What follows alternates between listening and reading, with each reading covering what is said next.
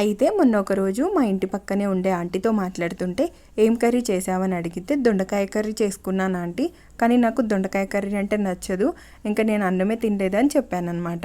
అయ్యో అవునా, అయితే దొండకాయ కర్రీ నేను చెప్పినట్టు చేసుకో, మసాలా వంకాయ ఎలా చేసుకుంటావో అలాగే మసాలా దొండకాయ కర్రీ చేసుకో, బాగుంటుంది, ఒకసారి ట్రై చేయని చెప్పిందనమాట. కానీ ప్రెషర్ కుక్కర్లో చేసుకోవాలి అనేసి చెప్పిందనమాట. సరేలే, నెక్స్ట్ టైంకి ఖచ్చితంగా మీరు చెప్పినట్టే ట్రై చేస్తానని చెప్పా ఆంటీతో. అండ్ ఈరోజైతే నేను మసాలా దొండకాయ కర్రీ చేస్తున్నాను. ప్రాసెస్ ఎలా చేసుకోవాలి ఆంటీ అని అడిగితే, మసాలా వంకాయ కర్రీ ఎలా చేసుకుంటావు నువ్వు, అలాగే చేసేసుకో అని చెప్పిందనమాట. ఫస్ట్ అయితే స్టవ్ ఆన్ చేసి ప్యాన్లో కొద్దిగా ఆయిల్ వేసుకొని, ఆయిల్ హీట్ అయిన తర్వాత 2 టీ స్పూన్ల పల్లీలను వేయించుకొని పక్కకు పెట్టుకోవాలి. తర్వాత అదే ఆయిల్లో ఉల్లిపాయ ముక్కలు వేసుకోండి, ధనియాలు, జీలకర్ర, అలాగే యాలకులు, లవంగాలు, దాల్చిన చెక్క వీటిని కూడా వేసుకోవాలి. ఒక 2-3 టమాటా ముక్కల్ని వేసుకోండి, అలాగే ఎండు కొబ్బరి ముక్కల్ని వేసుకోవాలి.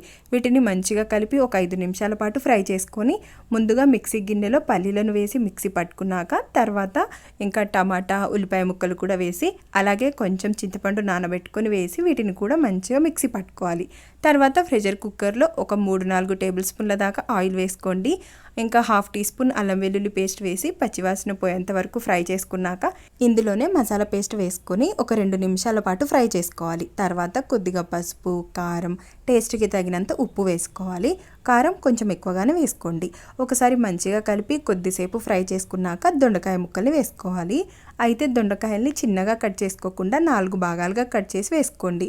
ఒకసారి కలిపి కొద్దిగా ఫ్రై చేసుకొని ఇందులోనే తగినంత వాటర్ యాడ్ చేసుకోవాలి.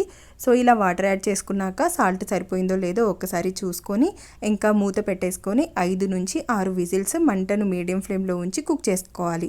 అంతే, ఇంకా విజిల్ అంతా పోయిన తర్వాత మళ్ళీ ఒక 2 నిమిషాలు ఆయిల్ సపరేట్ అయ్యేంత వరకు కుక్ చేసుకోండి. ఇంకా కావాలనుకుంటే కొంచెం కొత్తిమీర వేసుకొని స్టవ్ ఆఫ్ చేసుకోవడమే. కర్రీ చేసుకున్నావు సరే, కానీ టేస్ట్ ఎలా ఉందో చెప్పు ఫస్ట్ అంటారా? టేస్ట్ అయితే అదిరిపోయిందనమాట. రైస్, చపాతీ, జొన్న రొట్టెల్లోకి చాలా టేస్టీగా ఉంటుంది. తప్పకుండా ట్రై చేయండి.